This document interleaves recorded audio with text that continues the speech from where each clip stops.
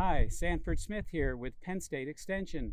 Today I'm joined by ornithologist Nick Bulgiano, and we are up on Tussey Ridge outside of State College.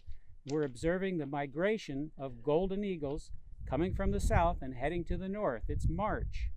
Nick, this type of migration that goes on at this time of year is something that we didn't always look at very much in the past.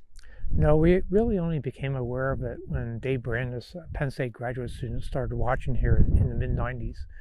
And as we watched over the years, we've learned that the western ridges of the Appalachians are the core migration corridor for golden eagles, both in the fall and the spring.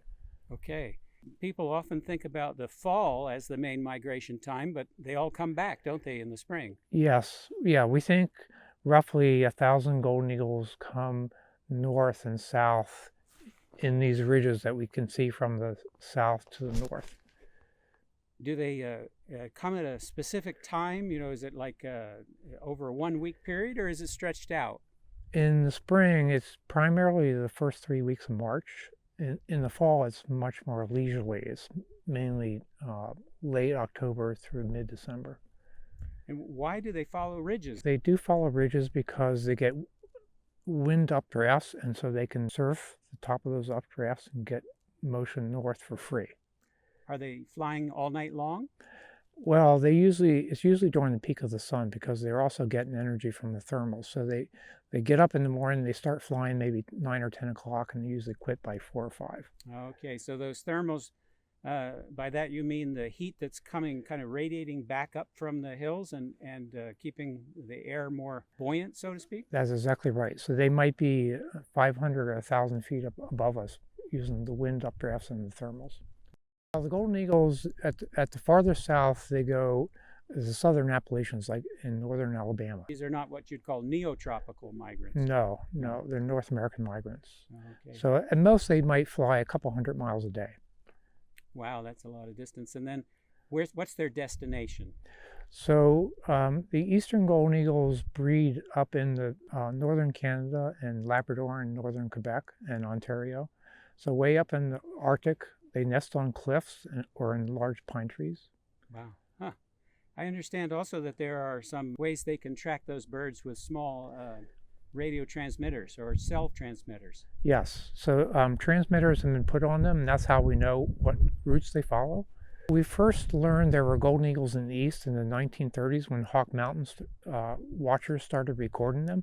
And at the time, they would record about 30 to 40 every year. But over time, we've seen the golden eagles population increase, especially after DDT was banned in the 1970s. And so it's a much higher population now, but it's thought to be generally stable. Nick just noticed a golden eagle flying up here, going around in circles way, way out there. And what amazes me is it's so far away, and yet he can tell a lot about it. What can you tell by just looking at that little golden eagle over there? Well, it's actually has 7-foot wingspan, and it's circling relatively slowly compared to a red tail or a broadwing hawk. So I just know, and it's all dark. By the dark shape, dark color and shape, yeah, I know it's a golden eagle. You know if it's a male or female?